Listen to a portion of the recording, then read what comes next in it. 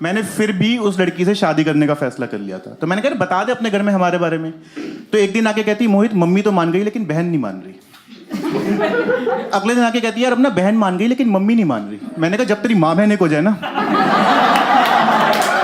तो मुझे बता दी। मैं कंफ्यूज हो रखा हूँ, शेरवानियाँ ऐड कर रहा हूँ, डिलीट कर रहा हूँ, यही करता रहूँ मैं यार।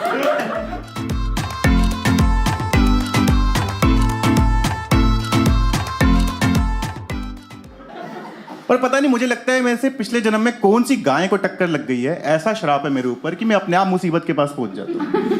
ऐसी एक और बात है, कॉलेज के फाइनल ईयर की बात है ये। मैं एक लड़की के प्यार में था, नाम था उस लड़की का। वो लड़की अलग थी यार, बुरा मत मानना, वो और लड़कियों जैसी नहीं थी बिल्कुल। मैडम आप पिज्जा खाते हो, बर्गर खाते हो ना, वो औरत मेरी खुशियां खाती थी।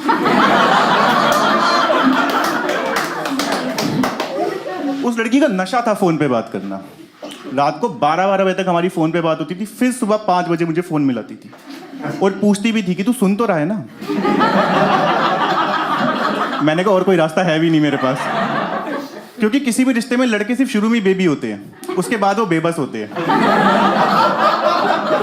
कोई रास्ता नहीं रहता हमारे पास। मेरी नींद हराम हो गई थी यार, और मेरे को नींद इतनी प्यारी है आप यकीन नहीं करोगे, मैं घर में 12 बजे से पहले सो के नहीं उठता। मेरा बाप मुझे सोता हुआ देख के सोचता है क्या यही था मेरा सबसे तेज वाला स्पर्म। तो बाकी के तो रेस लगाने भी नहीं उठे होंगे फिर। ऐसे इंसान से रात भर बात करवाई जा रही है। मैंने फिर भी उस लड़की से शादी करने का फैसला कर लिया था। तो मैंने कहा बता दे अपने घर में हमारे बारे में। तो एक दिन आके कहती मोहित मम्मी तो मान गई लेकिन बहन नहीं मान रही। अगले दिन आके कहती यार अब ना बहन मान गई लेकिन मम्मी नहीं मान रही। मैंने कहा जब तेरी माँ बहन एक हो जाए ना तो मुझे बता दी। मैं कंफ्यूज हो रखा हूँ, शेरवानियाँ ऐड कर रहा हूँ, डिलीट कर रहा हूँ, यही करता रहूँ मैं यार। बस ये मेरे आखिरी शब्द थे उस रिलेशनशिप में। 1-1.5 साल चला था यार। तो बंदे का दिल तो टूटता ही है उसमें। तो बंदा क्या करता है, पीने की तरफ जाता है। तो मैं अकेले पीने जाता था दोस्तों के साथ, क्योंकि मेरा ये मानना है कि दोस्तों के साथ खुशी बांटने से 2 गुना हो जाती है और गम बांटने से 4 गुना। इन सालों को पता चल जाए कि तुम्हारा कटा है एक बारी, ये पूरी जिंदगी EMI में लेते हैं।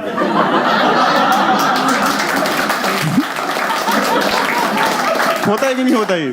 जब जब तुम पैक बना के बोलोगे ना चीयर्स यार गाने चला दे, एक कहेगा भाई वो छोड़, तुझे पता है इसके साथ क्या हुआ उस दिन। और मैं नहीं चाहता था जो मैं औरों के साथ कर रहा हूँ वो मेरे साथ हो।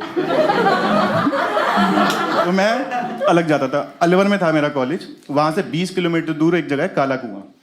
मैं वहां जाता था कि कोई ना है, और 1-1.5 हफ्ते तक सब सही चल भी रहा था। एक दिन वहां पे भी 2 आ गए। एक का नाम था नीरज और दूसरे का सोनू। ये नाम मैंने बदले हुए हैं। ये मैंने क्यों बदले, जब तुम आगे इनकी हरकतें सुनोगे ना तो तुम कहोगे सही किया, वरना ये वीडियो निकलने के बाद ये आत्महत्या कर लेंगे। तो मैं वहां पे बैठा हुआ हूँ, ये दोनों मेरे सामने आए। अब इसमें जो ये सोनू था ना, इसने पहले से ही कुछ कर रखा था, अलग ट्रिप में था, मुझे नहीं पता क्या कर रखा था। वो मुझे तब पता चला जब इसने अपनी गर्लफ्रेंड को फोन मिलाया। तो वो लड़की नहीं कहती the number you are trying to reach is unreachable, कह रहा अपनी बहन से बात करा। कह रहा 2 दिन से फोन लगा रहा हूँ, आज बात होगी तो घर के नीचे आ रहा हूँ मैं। मैंने कहा कैसा अद्भुत प्राणी है ये। थोड़ी देर मैंने इनके साथ बात करी, आधा 1 घंटा। फिर मेरा मन किया चाय पीने का, जो कि उस रात नहीं करना चाहिए। मैंने कहा मैं तो जा रहा हूँ चाय पीने, चलोगे? कह रहे हाँ भाई क्यों नहीं चलेंगे, बिल्कुल चलेंगे। तो वहीं पे थोड़ी जान पहचान वाले की भी दुकान थी मेरी, क्योंकि काफ़ी टाइम से जा रहा था तो मेरी जान पहचान हो गई थी। वहाँ पे गए हम। अब भाई वहाँ पे हम तीनों पहुँचे तो वहाँ जाके देखा कि दुकान का शटर डाउन और ताला लगा हुआ है। मैंने फ़ोन किया, मैंने कहा कहाँ है? कह रहा भाई घर पे इमरजेंसी आ गई थी, तो मैं थोड़ी देर में आ रहा हूँ, तब तक काम करो, लड़का ऊपर ही है, उससे चाबी लेके सिगरेट वगैरह निकालो, तब तक आके मैं चाय बना दूंगा। हमने कहा चल ठीक है। तो भाई अब हमने कोशिश करी तो ताला तो खुल गया, वो जो शटर का लॉक होता है ना वो नहीं खुल रहा था। तो अब हम वहां पे रात को 10 बजे लगे लात मारने में। और हमें नहीं पता था कि उस एरिया में 1-2 दिन से हो रही है चेन स्नैचिंग, और पुलिस थी राउंड पे। तो थोड़ी देर बाद पुलिस की गाड़ी आके रुकी है पीछे। कह रहा दुकान खोल रहे हो 2 कप दे देना। मैंने कहा वो तो जिसकी दुकान है वो आके देगा ना। तो कह रहे तुम क्या कर रहे हो? मैंने कहा हमें तो बस दुकान को कुछ सामान निकालना है। वो कह रहे कितने फ्रैंक चोर रही हैं? कह रहे इतने साल से काम कर रहे हैं, ऐसा चैलेंज तो किसी ने नहीं दिया आज तक। और ये बोलने के बाद हम फिर से लात मार रहे हैं उस पर। तो तो मैंने थोड़ी देर बाद देखा तो परछाइयाँ ना 3 की जगह 5 हो गई। मैंने पीछे मुड़ के देखा तो ये दोनों खड़े हुए थे पुलिस वाले। हमने बहुत समझाने की कोशिश करी लेकिन कोई फायदा नहीं। कह रहा गाड़ी में बैठो, थाने चल के होगी बात। उन्होंने कहा ठीक है भाई। अब उस पे भी मैं और नीरज जा रहे हैं पीछे की तरफ बैठने। इतने में हमने देखा ये सोनू ने आगे वाली सीट का दरवाजा खोला और ये ड्राइवर के साथ वाली सीट पे जाके बैठ गया, यूं हाथ फोल्ड करके। अब हम दोनों और दोनों पुलिस वाले इसे देख रहे हैं। वो पुलिस वाले कहते हैं ये ले बेटा एक काम कर, ये ले चाबी, इनको ले भी तू ही जा। हम पीछे पीछे ऑटो में आते हैं, इसके गाल पे चाटा मारा, कह रहे पीछे आके बैठ। पीछे आके बैठा है। स्टेशन के बाहर गाड़ी रुकी है इनकी। तो अब क्या होता है ना, जब हमारी पुलिस के पास उस टाइम पे हथकड़ियाँ नहीं होती ना, तो वो क्या करती है, उंगलियों में उंगलियां फंसा देती है। ये होता है। और मुझे इस बात का पता नहीं था। तो जैसे ही मैं गाड़ी के नीचे उतरा तो मैंने देखा एक पुलिस वाले की उंगलियां मेरी उंगलियों में आ रही है। तो मुझे लगा कानून मूड में है। मैंने कहा सर मैं हूं नहीं उस टाइप का, आप बात समझो, मेरे को मेरे वकील से बात करनी है। करा रहे तेरे वकील से बात।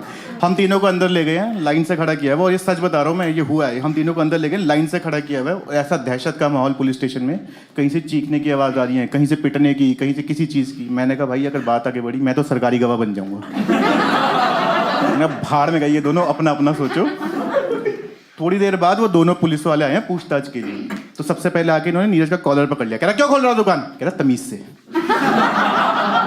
कह रहा बीजेपी में ना बहुत ऊपर तक बातचीत है मेरी। तो ये सुन के पुलिस वाले ने इसके गाल पे कांग्रेस दिया।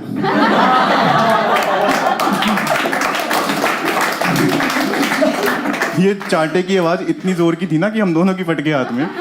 फिर आई इसके बाद सोनू के पास। कह रहा क्यों खोल रहा दुकान? कह सर मैं तो काम करता हूँ दुकान पे।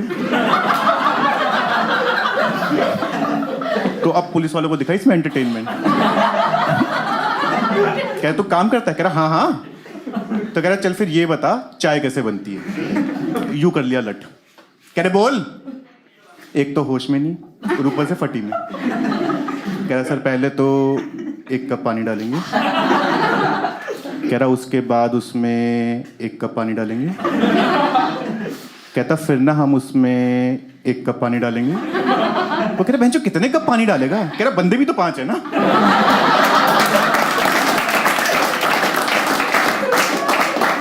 तो कह रहा हमें तो चाय पीने बैठे हैं। कह रहा फिर 1 कप निकाल देंगे।